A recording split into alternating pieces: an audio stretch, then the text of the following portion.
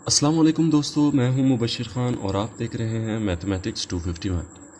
आज हम exercise 7.4 question number 2 करेंगे। क्वेश्चन नंबर 2, अगर आपके सामने बुक है तो लिहाजा आप बुक सामने रखिए। मैं क्वेश्चन नंबर 2 रीड करता हूं। Find a unit vector.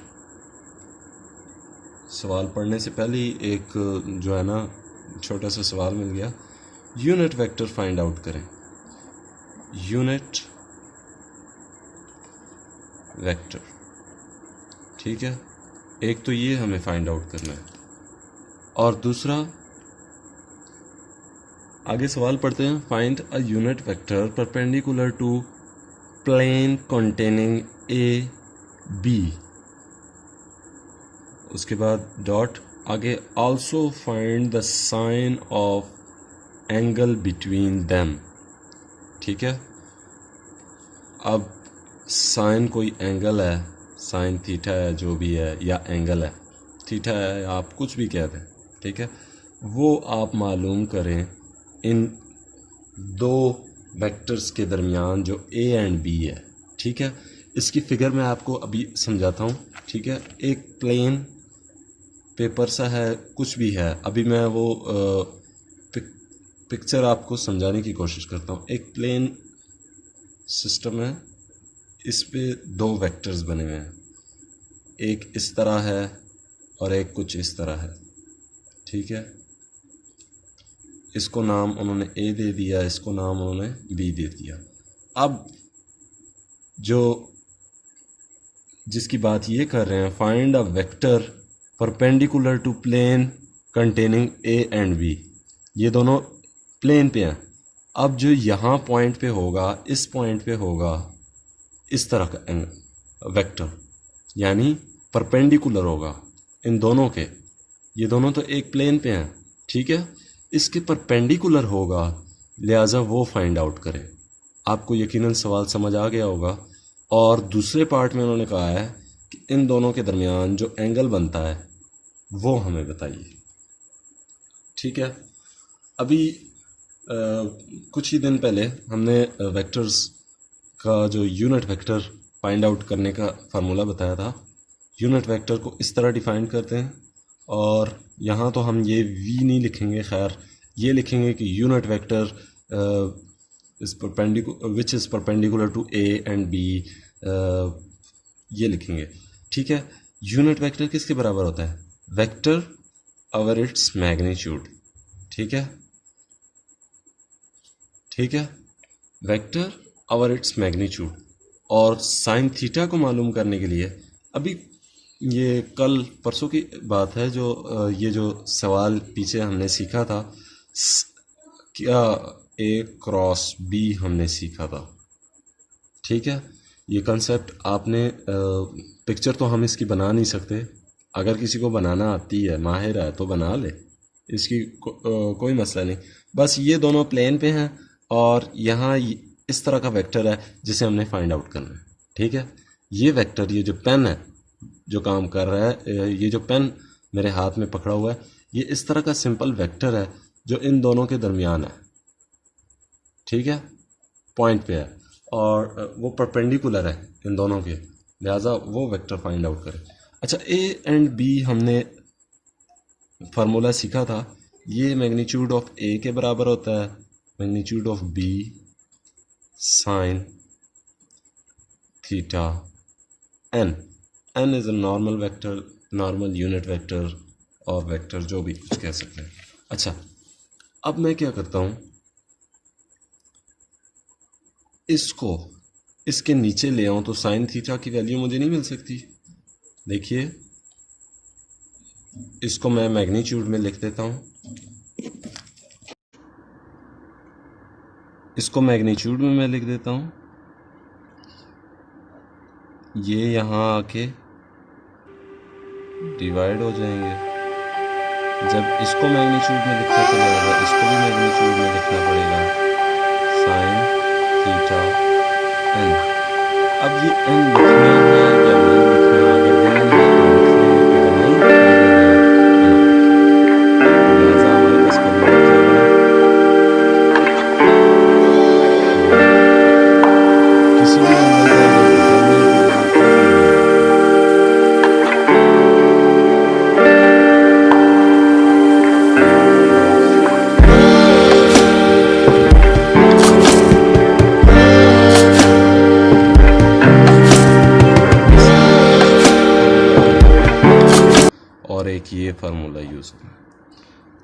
ठीक है, वही कल वाला फार्मूला है जो पहले सवाल में यूज़ हुआ हुआ था।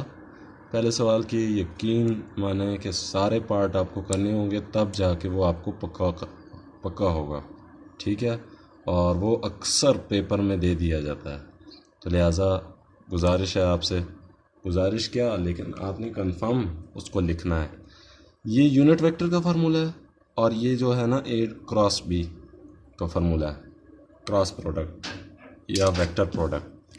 तो यही दो फार्मूले थे, इन्हीं दो को मद्देनज़र रखते हुए हम सवाल हल करेंगे। तो चलते हैं सवाल की तरफ। तो सवाल स्टार्ट करते हैं।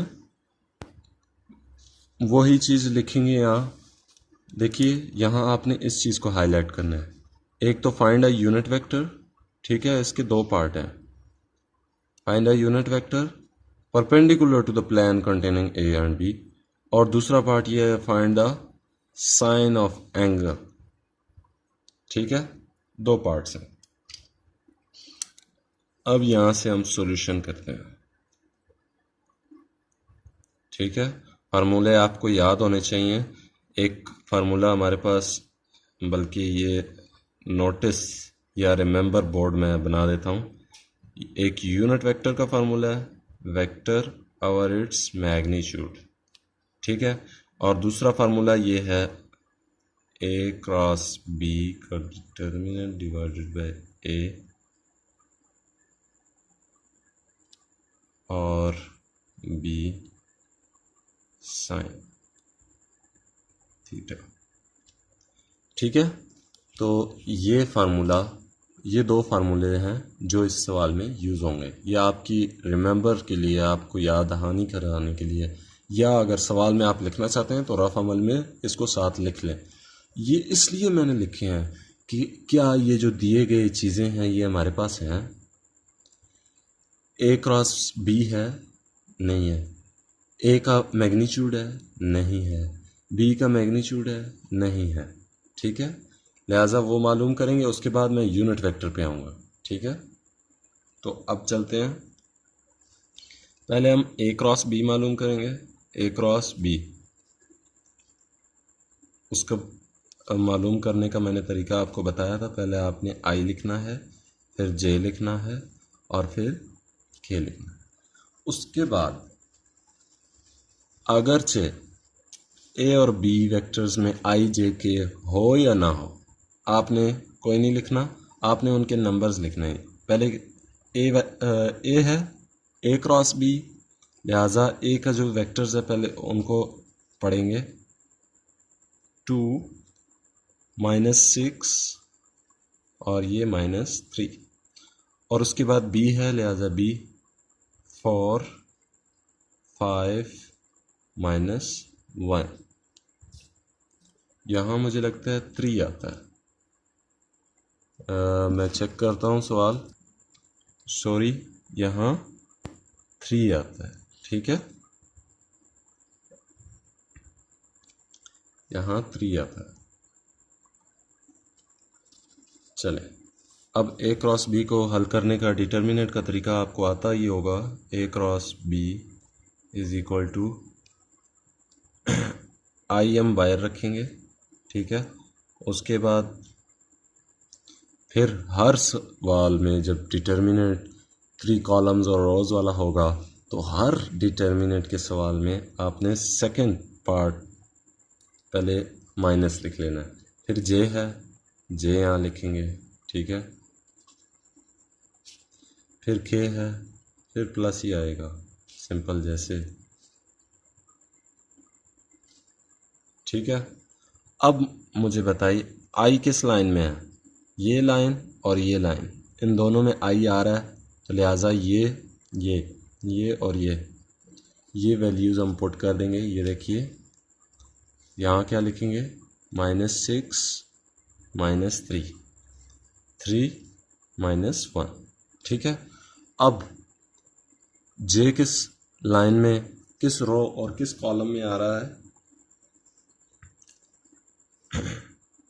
उसको हम निकाल लेंगे। बाकी 2 -3 4 -1, 2 -3 मुझे तो आता है, लेकिन उन बच्चों को समझाने के लिए, अगर आपको भी नहीं आता है, अगर आपको आता है किसी और को नहीं आता, उनको समझाने के लिए मैं ये कर रहा हूँ 4 और -1, ठीक है।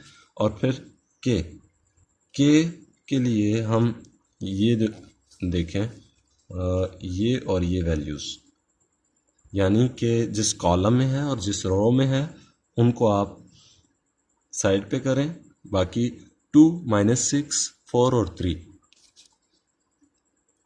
2 -6 4 3, ठीक है। अब A क्रॉस B हमारे पास क्या आएगा, आई उसी तरह रखेंगे, ठीक है। -6 -1 आर +6, प्लस लिखने की ज़रूरत नहीं है, डायरेक्ट 6, ठीक है। यहाँ हमेशा माइनस आता है, ठीक है। उसके बाद जब इसको इससे मल्टीप्लाई करेंगे, इसको इससे मल्टीप्लाई करेंगे, इसको जब इससे मल्टीप्लाई किया तो हमेशा आपने माइनस लिखना है। अब 3 -3 आर -9 आता है, -9, ठीक है। ये आपको समझाने के लिए, मुझे पता है मैं बीच में डायरेक्ट प्लस भी डाल सकता था। अब -j उसी तरह एज इट इज़,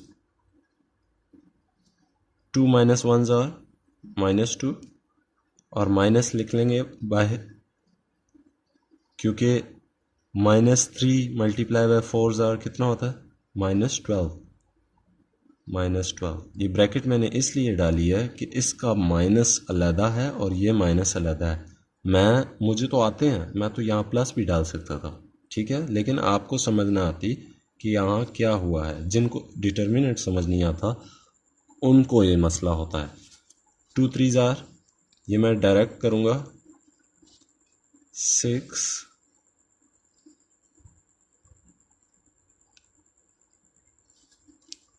ठीक है।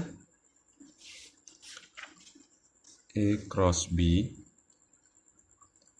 I 6 + 9, ठीक है, J -2 + 12 + K, ये 30, ठीक है। तो अब A क्रॉस B हमारे पास क्या आया, 15i, ये इसका क्या जवाब आएगा, +10, ठीक है। प्लस बड़ी वैल्यूज़ के साथ है, लिहाजा +10 आएगा, प्लस और ये माइनस उसको क्या कर देगा, -10 j, और ये तो आपको पता ही है +30 k। अच्छा, हमारे पास A क्रॉस B आ गया। क्या हमारे पास A क्रॉस B का डिटर्मिनेंट है, ये देखिए फार्मूले में, क्या हमारे पास A क्रॉस B का डिटर्मिनेंट है, नहीं है, तो लिहाजा हम उसका भी डिटर्मिनेंट मालूम करेंगे। हमने तो ये सारा process determinant of A cross B के लिए किया, अभी तो हमें सिर्फ A क्रॉस B मिला है, लिहाजा A क्रॉस B का डिटर्मिनेंट स्टार्ट करते हैं। A क्रॉस B डिटर्मिनेंट नहीं, मैग्नीट्यूड कह रहा हूँ, magnitude of A cross B, ठीक है। डिटर्मिनेंट तो उनका है, A क्रॉस B मालूम करने के लिए डिटर्मिनेंट का यूज़ किया जा रहा है, सॉरी। यहाँ हम magnitude of A cross B मालूम करेंगे, ठीक है। Magnitude of A cross B का फार्मूला क्या है, किसी भी, अब ये है, इसका हमने मैग्नीट्यूड मालूम करना है, किसी भी वैल्यू का मैग्नीट्यूड मालूम करना है, कोफिशिएंट ऑफ I का स्क्वायर, पहले आपने ये चीज़ बनानी है, ठीक है। ये फिगर यहाँ मैग्नीट्यूड के साइन A क्रॉस B दरमियान में लिख देना, यहाँ अंडर रूट बना देना। अब मैं कोफिशिएंट ऑफ I का स्क्वायर, कोफिशिएंट ऑफ J का स्क्वायर, कोफिशिएंट ऑफ K का स्क्वायर, यहाँ स्क्वायर प्लस बीच में आएगा सबके प्लस, ठीक है। जो याद कराने की चीज़ है वो कोफिशिएंट ऑफ I का स्क्वायर, I का कोफिशिएंट क्या है 15, J का क्या है -10, और K का क्या है 30, ठीक है। अब हम सवाल आगे करेंगे। ये वो सिंपल स्क्वायर होगा, उसको खोलेंगे हम। 15 ज़ार 225 और माइनस माइनस प्लस हो जाता है, लिहाजा यहाँ भी प्लस आएगा। यहाँ 100 प्लस 900। ठीक है। कैलकुलेटर आप ज़रूर, आपसे ये गुजारिश है कि अगर पेपर हो रहे हों तो आपने अपने माइंड से सवाल नहीं हल करने, आपने लिहाजा मुकम्मल कैलकुलेटर का सवाल, हमारे उस्ताद हमें कहते थे शोधा बढ़ने की कोशिश ना करियो। ठीक है, वो हिसाब है, हमें कहते थे, मैं आपको ये नहीं कह रहा। ठीक है, हमारे उस्ताद तो सीधे साधे टाइप के थे, अल्लाह उनको जो है ना इस चीज़ का अजर दे।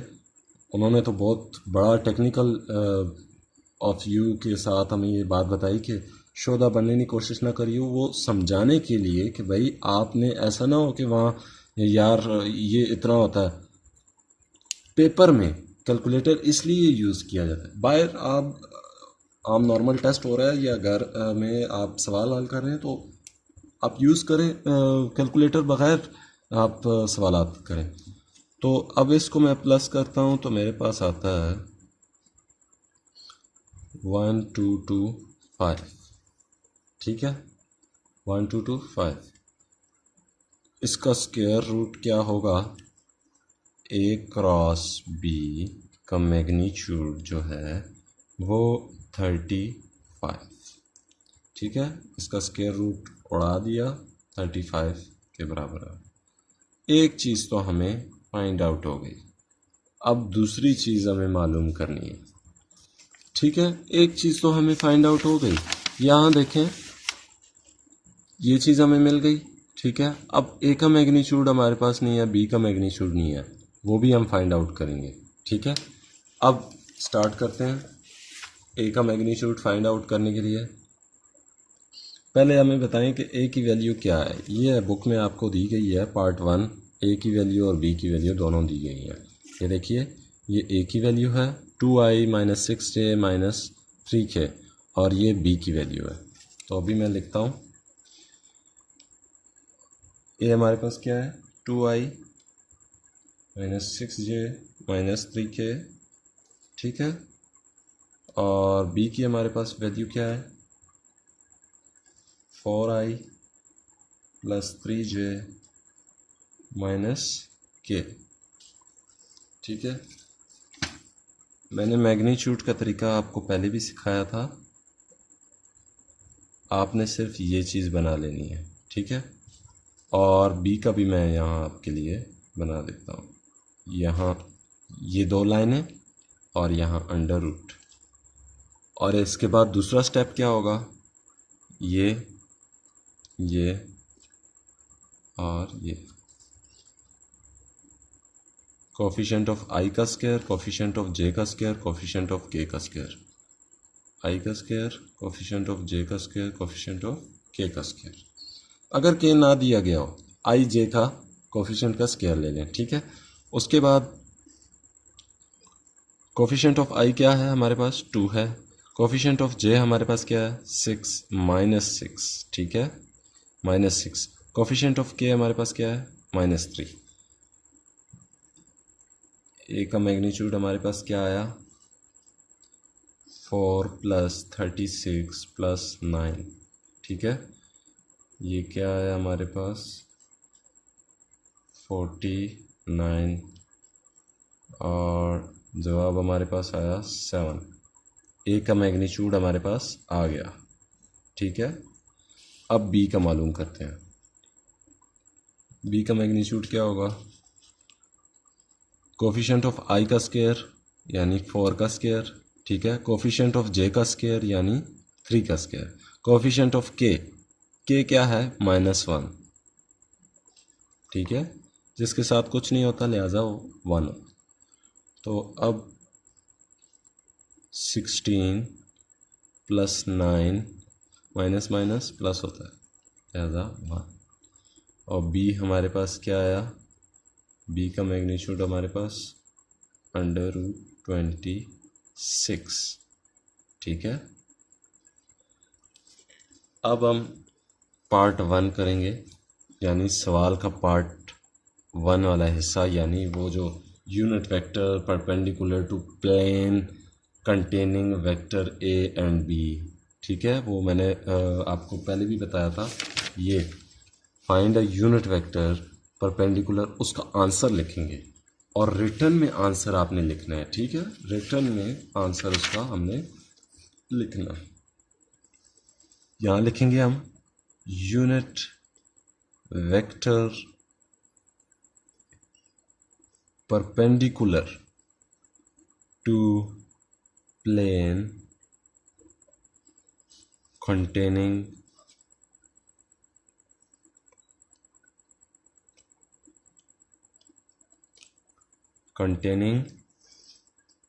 वेक्टर्स VEC होता है। मैं माजरत चाह रहा हूँ, जहाँ भी मैंने वेक्टर्स लिखा है हमेशा ए लिखा है। Vector A and B is equal to. ठीक है, यूनिट वेक्टर का फार्मूला मैंने आपको भी पहले भी बताया था। ए एंड बी का वेक्टर और इट्स मैग्नीट्यूड। ठीक है, वेक्टर हमारे पास मालूम हो गया ए क्रॉस बी। मिसाल के तौर पर ये वेक्टर है, इसका मैग्नीट्यूड भी हमने थोड़ी देर पहले मालूम किया था, ये इसका मैग्नीट्यूड। ठीक है, वेक्टर भी मालूम है हमारे पास पड़ा हुआ है और मैग्नीट्यूड भी इसका पड़ा हुआ है, लिहाजा vector A cross B divided by its magnitude. ठीक है, कुछ भी समझ ना आए तो लिहाजा कमेंट कर दीजिएगा, और ये बात याद ज़रूर रखिएगा, जब भी कोई उस्ताद आपको काम करा रहा हो तो लिहाजा पहले आप समझने की कोशिश करें। ठीक है, पहले आप समझने की कोशिश करें, ये नहीं कि सवाल उतारते जाएं, बस बोर्ड से वो करवा रहा है तो उतारते जाएं। तो ये एक बेस्ट टेक्निक है, पहले आप उसको समझने की कोशिश करें। तो अब बग़ैर टाइम वेस्ट किए यहाँ हम इक्वल लगाएंगे, यानी यही सारा, और ए क्रॉस बी हमारे पास क्या था, ये लिखा हुआ है A cross B 15i minus 10j plus 30k, 15i minus 10j plus 30k divided by A cross B हमारे पास क्या आया 35। ये देखिए हमने एंड में निकाला था ए क्रॉस बी का मैग्नीट्यूड। तो अब इसको हम हल करेंगे, इसमें कॉमन क्या है 5 कॉमन ले लेते हैं, अंदर 3i रह जाएगा, माइनस 2j रह जाएगा और प्लस 6k। ठीक है, divided by 35, 5 1s are 7s are, वही फैक्टराइजेशन जो भी है। तो ये हमारे पास आ जाएगा 3i minus 2j plus 6k divided by 7। ये एक जवाब हो गया हमारे पास। ठीक है, दूसरा जवाब साइन थीटा वाला। साइन थीटा का फार्मूला मैंने आपको पहले भी बताया था, उसको पार्ट 2 देंगे, सवाल का हिस्सा नंबर 2। ठीक है, sine theta is equal to A cross B